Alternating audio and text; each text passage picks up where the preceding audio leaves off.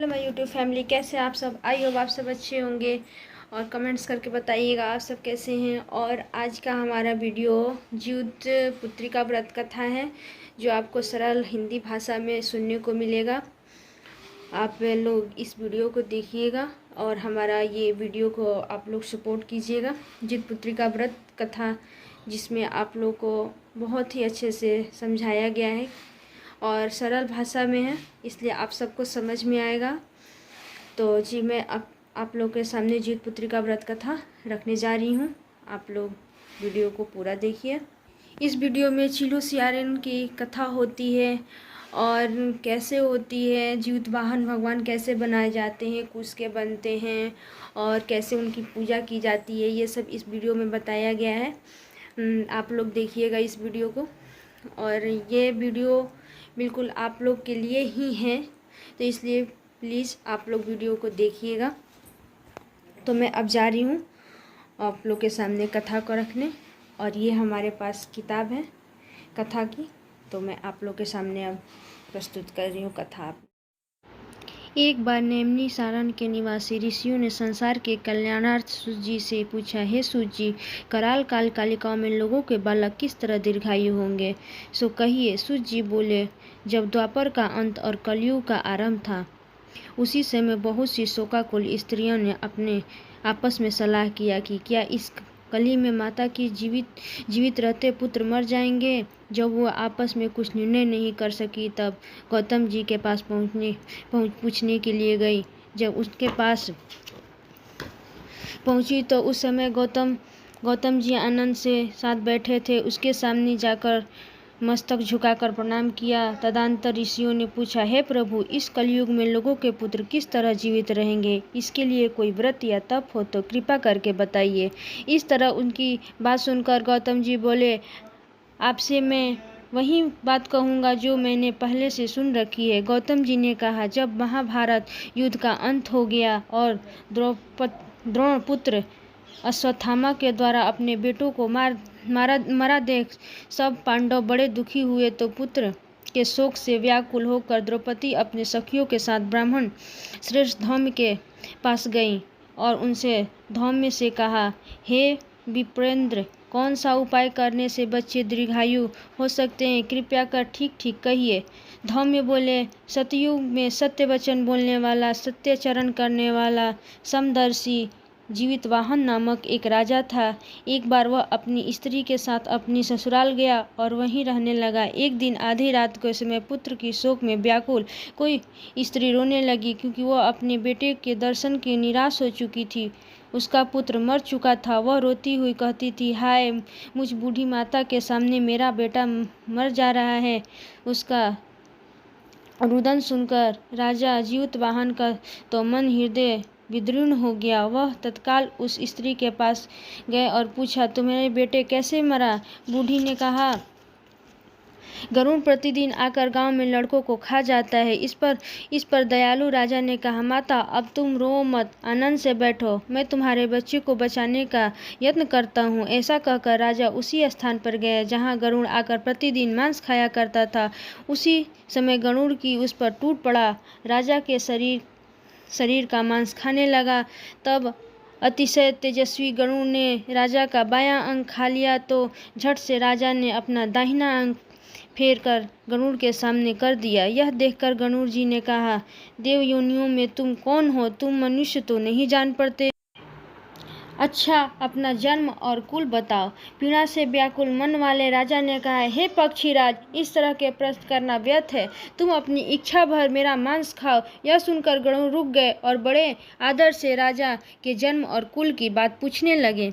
राजा ने कहा, मेरी माता का नाम सौम्या है और मेरे पिता का नाम शालिवाहन है। सूर्यवंश में मेरा जन्म हुआ था और ज्यूतवाहन मेरा नाम है। राजा की दयालुता देखकर गरुड़ ने कहा, हे महाभाग, तुम्हारे मन में जो अभिलाषा हो वह वर मांगो। राजा ने कहा, हे पक्षीराज, यदि तुम मुझे वर देना चाहते हो तो वर दीजिए कि आपने अब तक जिन प्राणियों को खाए वे सब जीवित हो जाएं।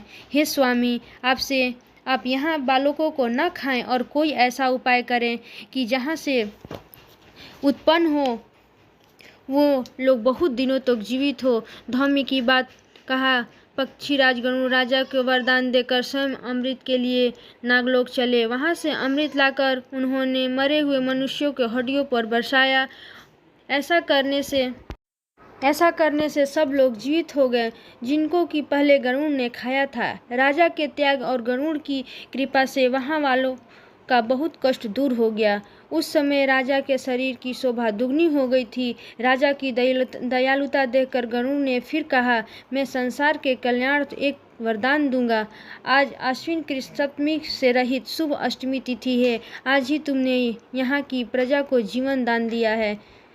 वे वत्स्य अब से यह दिन ब्रह्म भाव हो गया, जो मृत्यु भेदों से विविध नामकों की विख्यात है। वहीं त्रैलोक्य में पूजित दुर्गा अमृत प्राप्त करने के अर्थ में जीवित पुत्रिका कहलाई है। सो इस तिथि को जो स्त्रियां इस जीवित पुत्रिका की और कुश की आकृति बनाकर तुम्हारी पूजा करेगी तो दिनों दिन उसका सौभाग्य बढ़ेगा और वंश की भी बढ़ोतरी रहेगी। हे महाभाग, इस विषय में विचार करने की भी आवश्यकता नहीं है। हे राजन, सप्तमी में रहित और उदया तिथि की अष्टमी को व्रत करें, यानी सप्तमी विद अष्टमी जिस दिन हो उस दिन व्रत न कर शुद्ध अष्टमी को व्रत करें और नवमी में पारण करें। यदि इस पर ध्यान न दिया जाए तो फल नष्ट हो जाएगा और सौभाग्य तो अवश्य ही नष्ट हो जाएगा। ज्यूतवाहन ने इस तरह का वरदान देकर गरुड़ वैकुंठ धाम चले गए और राजा की अपनी पत्नी के साथ अपने नगर में वापस चले आए।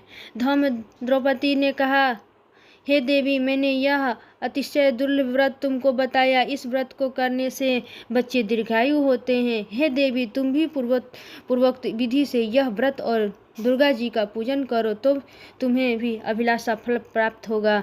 मुनिराज धौम्य की बात सुनकर द्रौपदी ने हृदय से एक प्रकार का कौतूहल उत्पन्न हुआ और पुरनवासी स्त्रियों को बुलाकर उसके साथ यह उत्तम व्रत किया। गौतम ने कहा, यह व्रत उनको प्रभाव को किसी एक चिल्हिन सुन लिया और अपनी सखी सियारिन को बताया। इसके बाद पीपल वृक्ष के शाखा पर बैठकर उस चिल्हिन और उस वृक्ष के खोते में बैठकर सियारिन ने इस व्रत को किया। फिर वही चिल्हिन किसी उत्तम ब्राह्मण के मुख से यह कथा सुनकर आई और पीपल के खोते में बैठी हुई अपनी सखी को सुनाया। सियारिन ने आधी कथा सुनी, उसे भूख लग गई और वह उसी समय शव को भरे हुए शमशान में पहुंची। वहां उसकी इच्छा भर मांस का भोजन किया और चिल्हिन बिना कुछ खाए पिए रह गई और सवेरे हो गया। सवेरे वह गौशाले में गई और वहां गौ का दूध पिया। इस तरह नवमी में उसने पारण किया। कुछ दिनों बाद दोनों मर गईं और अयोध्या में किसी धनी व्यापारी के घर जन्मी। संयोग से उन दोनों का जन्म एक ही घर में हुआ, जिसके सियारिन ज्येष्ठ हुई और चिल्हिन छोटी। वे दोनों शुभ लक्षणों से युक्त थी, इसलिए बड़ी लड़की काशीराज और छोटी उनकी मंत्री के साथ गृहपत्य अग्नि के सामने विधि पूर्वक ब्याही गई। पूर्व जन्म के कर्मकाल से वह मृगनयनी रानी हुई और जिस किसी भी संतान को उत्पन्न करती वह मर जाती, और पूर्व जन्म की बातों को स्मरण करने वाली मंत्री की पत्नी अष्टवसुओं से सत्रित तेजस्वी 8 बेटे उत्पन्न किए और सभी जीवित रहे। अपनी बहन की पुत्रों को जीवित देखकर ईर्ष्यावश राजा की पत्नी ने स्वामी से कहा कि यदि तुम मुझे जीवित रहना चाहते हो तो इस मंत्री की सभी पुत्रों को उसी जगह भेज दो जहाँ मेरे बेटे गए हैं, अर्थात उन्हें मार डालो। यह सुनकर राजा ने इस मंत्री की पुत्रों को मारने के लिए कोई प्रकार से उद्योग किए, पर मंत्री पत्नी जीवित पुत्रिका के पुण्य बल से बचा लिए। एक दिन राजा ने अपने आदमियों से उन पुत्रों को सिर कटवाकर पिटारे में रखवाया और वह पिटारे उनकी माता के पास भेजवा दिए, किंतु 8 के सिर बेशक कीमती जवाहरात हो गए और भले चंगे 8 लड़के अपनी माता के पास वापस चले आए। उनको जीवित देखकर राजा पत्नी बड़ा विस्मय हुई। अंत में वह मंत्री की पत्नी के पास गई और उसके पूछा, बहन, तुमने कौन सा ऐसा पुण्य किया जिससे बार बार मारे जाने पर भी तुम्हारे बेटे नहीं मरते? इस मंत्री की पत्नी ने कहा, पूर्व जन्म में मैं चिल्हिन थी और तुम सियारिन, दोनों ने व्रत किया था। तुमने व्रत के नियमों का भली भांति पालन नहीं किया और मैंने किया था। इसी दोष से हे बहन, तुम्हारे बेटे नहीं जीते और राजरानी उस जीवित पुत्री का व्रत को करो, तुम्हारे बेटे दीर्घायु होंगे। मैं तुमसे सच सच कह रही हूँ। अपने कथा अनुसार रानी ने व्रत किया, तभी उसके कोई बेटे सुंदर और दीर्घायु होकर बड़े बड़े राजा हुए। सूत जी कहते हैं, जब इस प्रकार का आनंद देने वाला मैं यह दिव्य व्रत बताता, स्त्रियों के चिरंजीवी संतान चाहती है तो विधि पूर्वक यह व्रत करे। कथा हुआ जी समाप्त। एक बार बोलिए जीतवाहन गोसाई की जय, सर्व देवी देवता की जय। हमारा वीडियो अच्छा लगे तो लाइक शेयर सब्सक्राइब कीजिए।